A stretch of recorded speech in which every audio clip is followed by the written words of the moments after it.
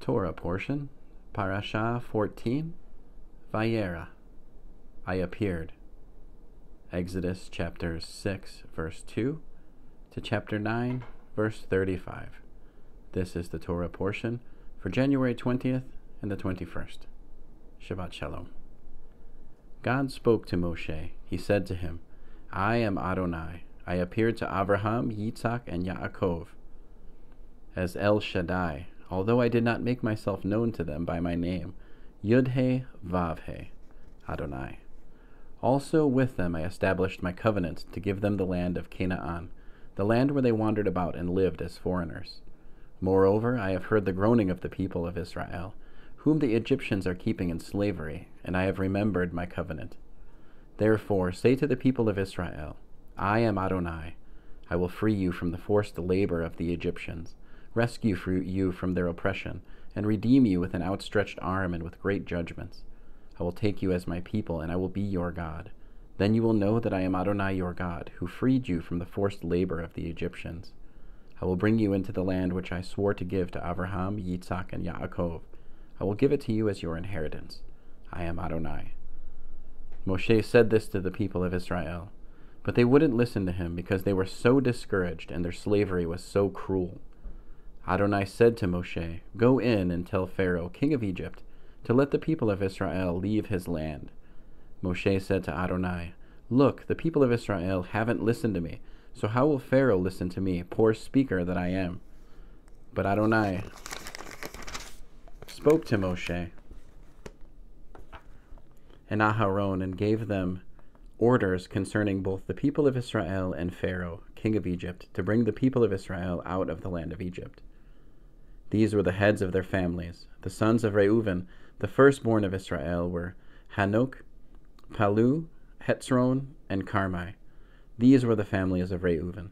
The sons of Shimon were Yemuel, Yamin, Ohad, Yakin, Zochar, and Shaul, the son of a Canaanite woman. These were the families of Shimon. These are the names of the sons of Levi with their descendants: Gershon, Kahat, and Merari. Levi lived to be 137 years old.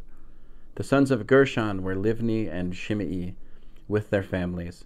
The sons of Kahat were Yamram, Yitzhar, Hebron, and Yeuziel. Kahat lived to be 133 years old. The sons of Merari were Machli and Mushi. These were the families of Levi with their descendants. Yamram married Yocheved, his father's sister, and she bore him Aharon and Moshe. Yamram lived to be 137 years old. The sons of Yitzhar were Korach, Nepheg, and Zikri. The sons of Yeuziel were Mishael, Eltzaphan, and Sitrai. Aharon married Elisheva, daughter of Yaminadav, and sister of Nachshon, and she bore him Nadav, Avihu, Eleazar, and Itamar. The sons of Korach were Asir, Elkanah, and Avi Asaph. These were the Korchai families. Eleazar, the son of Aharon, married one of the daughters of Putiel, and she bore him Pinchas, Phinehas. These were the heads of the families of Levi, family by family. These are the Aharon and Moshe, to whom Adonai said, Bring the people of Israel out of the land of Egypt, division by division, and who told Pharaoh king of Egypt to let the people of Israel leave Egypt. These are the same Moshe and Aharon. On the day when Adonai spoke to Moshe in the land of Egypt, he said, I am Adonai. Tell Pharaoh king of Egypt everything I say to you. Moshe answered Adonai, Look, I'm such a poor speaker that Pharaoh won't listen to me. Chapter 7. But Adonai said to Moshe, I have put you in the place of God to Pharaoh, and Aharon your brother will be your prophet. You are to say everything I order you, and Aharon your brother is to speak to Pharaoh, and tell him to let the people of Israel leave his land. But I will make him hard-hearted. Even though I will increase my signs and wonders in the land of Egypt, Pharaoh will not listen to you. Then I will lay my hand on Egypt, and bring my armies, my people, the sons of Israel, out of the land of Egypt with great acts of judgment. Then when I stretch out my hand over Egypt and bring the people of Israel out from among them, the Egyptians will know that I am Adonai. Moshe and Aharon did exactly what Adonai ordered them to do. Moshe was 80 years old and Aharon 83 when they spoke to Pharaoh. Adonai said to Moshe and Aharon, "When Pharaoh says to you, perform a miracle, tell Aharon to take his staff and throw it down in front of Pharaoh, so that it can become a snake." Moshe and Aharon went into Pharaoh and did this as Adonai had ordered. Aharon threw down his staff in front of Pharaoh and his servants, and it turned into a snake. But Pharaoh in turn called for the sages and sorcerers, and they too, the magicians of Egypt, did the same thing, making use of their secret arts. Each one threw his staff down, and they turned into snakes. But Aharon's staff swallowed up theirs. Nevertheless, Pharaoh was made hard-hearted. He didn't listen to them, and as Adonai said would happen. Adonai said to Moshe, "Pharaoh is stubborn. He refuses to let the people go. Go to Pharaoh in the morning when he goes out to the water. Stand on the riverbank to confront him. Take in your hand the staff which was turned into a snake, and say to him, 'Adonai, the God of the Hebrews, sent me to you to say, let my people go, so that they can worship me in the desert. But until now you haven't listened. So Adonai says, this will let you know that I am Adonai. I will take the staff in my hand and strike the water in the river, and it will be turned into blood. The fish in the river will die. The river will stink, and the Egyptians won't want to drink water from the river.' Adonai said to Moshe, 'Say to Aharon, take your staff, reach out your hand over the waters of Egypt, over their rivers, canals, ponds, and all their reservoirs, so that they can turn into blood. There will be blood throughout the whole land of Egypt, even in the wooden buckets and stone jars.' Moshe and Aharon did exactly what Adonai had ordered. He raised the staff and, in the sight of Pharaoh and his servants, struck the water in the river, and all the water in the river was turned into blood. The fish in the river died, and the river stank so badly that the Egyptians couldn't drink its water. There was blood throughout all the land of Egypt. But the magicians of Egypt did the same with their secret arts, so that Pharaoh was made hard-hearted and didn't listen to them, as Adonai had said would happen. Pharaoh just turned and went back to his palace without taking any of this to heart. All the Egyptians dug around the river for water to drink because they couldn't drink the river water. 7 days after Adonai had struck the river, Adonai said to Moshe, "Go into Pharaoh and say to him, 'Here is what Adonai says. Let my people go so that they can worship me. If you refuse to let them go, I will strike all your territory with frogs. The river will swarm with frogs. They will go up, enter your palace, and go into your bedroom, onto your bed. They will enter the houses of your servants and your people, and go into your ovens and kneading bowls. The frogs will climb over you and your people and your servants.'" Adonai said to Moshe, "Say to Aharon," this is chapter 8. Adonai said to Moshe, "Say to Aharon, reach out your hand with your staff over the rivers, canals, and ponds, and cause frogs to come up onto the land of Egypt." Aharon put out his hand over the waters of Egypt, and the frogs came up and covered the land of Egypt. But the magicians did the same with their secret arts and brought up frogs onto the land of Egypt. Then Pharaoh summoned Moshe and Aharon and said, "Intercede with Adonai to take the frogs away from me and my people, and I will let the people go and sacrifice to Adonai." Moshe said to Pharaoh, "Not only that, but you can have the honor of naming the time when I will pray for you, your servants and your people, to be rid of the frogs, both yourselves and your homes, and that they stay only in the river." He answered, "Tomorrow." Moshe said, "It will be as you have said, and from this you will learn that Adonai our God has no equal. The frogs will leave you and your homes, also your servants and your people. They will stay in the river only." Moshe and Aharon left Pharaoh's presence, and Moshe cried to Adonai about the frogs he had brought on Pharaoh. Adonai did as Moshe had asked. The frogs died in the houses, courtyards, and fields. They gathered them in heaps till the land stank. But when Pharaoh saw that he had been given some relief, he made himself hard-hearted and would not listen to them, just as Adonai said would happen. Adonai said to Moshe, "Say to Aharon, reach out with your staff and strike the dust on the ground. It will become lice throughout all the land of Egypt." They did it. Aharon reached out his hand with his staff and struck the dust on the ground, and there were lice on people and animals. All the dust on the ground became lice throughout the whole land of Egypt. The magicians tried with their secret arts to produce lice, but they couldn't. There were lice on people and animals. Then the magicians said to Pharaoh, "This is the finger of God." But Pharaoh was made hard-hearted, so that he didn't listen to them, just as Adonai had said would happen.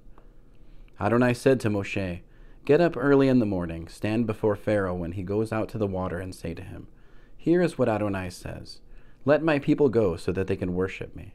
Otherwise, if you won't let my people go, I will send swarms of insects on you, your servants and your people, and into your houses.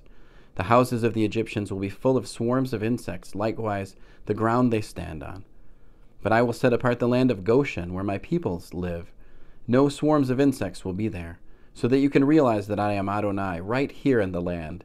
Yes, I will distinguish between my people and your people, and this sign will happen by tomorrow." Adonai did it. Terrible swarms of insects went into Pharaoh's palace and into all his servants' houses. The insects ruined the entire land of Egypt. Pharaoh summoned Moshe and Aharon and said, "Go and sacrifice to your God here in the land." But Moshe replied, "It would be inappropriate for us to do that, because the animal we sacrifice to Adonai our God is an abomination to the Egyptians. Won't the Egyptians stone us to death if before their very eyes we sacrifice what they consider an abomination? No, we will go 3 days' journey into the desert and sacrifice to Adonai our God, as he has ordered us to do." Pharaoh said, "I will let you go so that you can sacrifice to Adonai your God in the desert. Only you are not to go very far away. Intercede on my behalf." Moshe said, "All right, I am going away from you, and I will intercede with Adonai so that tomorrow the swarms of insects will leave Pharaoh, his servants, and his people. Just make sure that Pharaoh stops playing games with the people by preventing them from going and sacrificing to Adonai." Moshe left Pharaoh and interceded with Adonai, and Adonai did what Moshe had asked. He removed the swarms of insects from Pharaoh, his servants, and his people. Not one remained. But this time, too, Pharaoh made himself stubborn and didn't let the people go. Chapter 9. Then Adonai said to Moshe, "Go to Pharaoh and tell him, 'Here is what Adonai, the God of the Hebrews, says. Let my people go so that they can worship me. If you refuse to let them go and persist in holding on to them, the hand of Adonai is on your livestock in the field, on the horses, donkeys, camels, cattle, and flocks, and will make them suffer a devastating illness.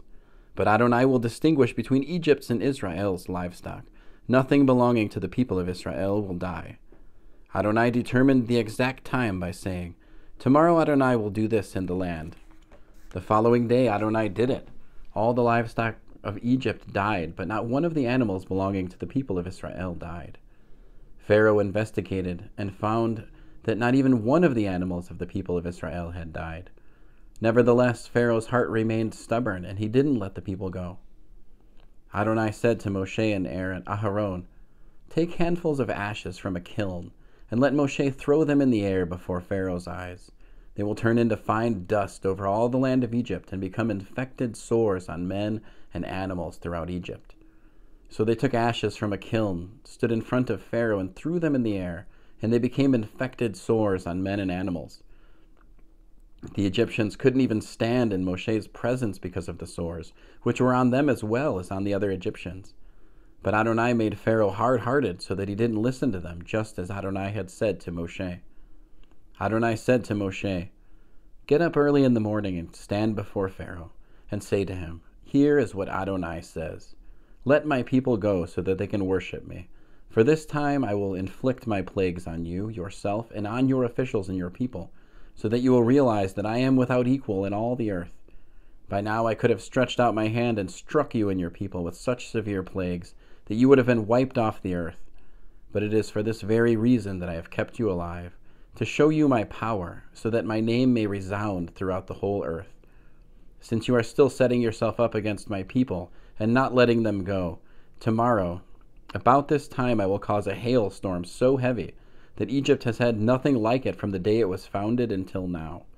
Therefore send and hurry to bring indoors all your livestock and everything else you have in the field, for hail will fall on every human being and animal left in the field that hasn't been brought home, and they will die." Whoever among Pharaoh's servants feared what Adonai had said had his slaves and livestock escape into the houses. But those who had no regard for what Adonai had said left their slaves and livestock in the field. Adonai said to Moshe, Reach out your hand toward the sky, so that there will be hail in all the land of Egypt, falling on people, animals, and everything growing in the field, throughout the land of Egypt. Moshe reached out with his staff toward the sky, and Adonai sent thunder and hail, and fire ran down to the earth. Adonai caused it to hail on the land of Egypt. It hailed, and fire flashed up with the hail. It was terrible, worse than any hailstorm in all of Egypt since it became a nation. Throughout the land, all the land of Egypt, the hail struck everything in the field, people and animals, and the hail struck every plant growing in the field and broke every tree there. But in the land of Goshen, where the people of Israel were, there was no hail. Pharaoh summoned Moshe and Aharon and said to them, "This time I have sinned. Adonai is in the right. I and my people are in the wrong. Intercede with Adonai. We can't take any more of this terrible plunder, thunder, and hail, and I will let you go. You will stay no longer." Moshe said to him, "As soon as I have gone out of the city, I will spread out my hands to Adonai. The thunder will end, and there won't be any more hail, so that you can know that the earth belongs to Adonai. But you and your servants, you know you still won't fear Adonai God." The flax and barley were ruined because the barley was ripe and the flaxen bud, but the wheat and buckwheat were not ruined because they come up later. Moshe went out of the city away from Pharaoh and spread out his hands to Adonai. The thunder and hail ended, and the rain stopped pouring down on the earth. When Pharaoh saw that the rain, hail, and thunder had ended, he sinned still more by making himself hard-hearted, he and his servants. Pharaoh was made hard-hearted, and he didn't let the people of Israel go, just as Adonai had said through Moshe. End of the Torah portion. Vayera. Shabbat Shalom.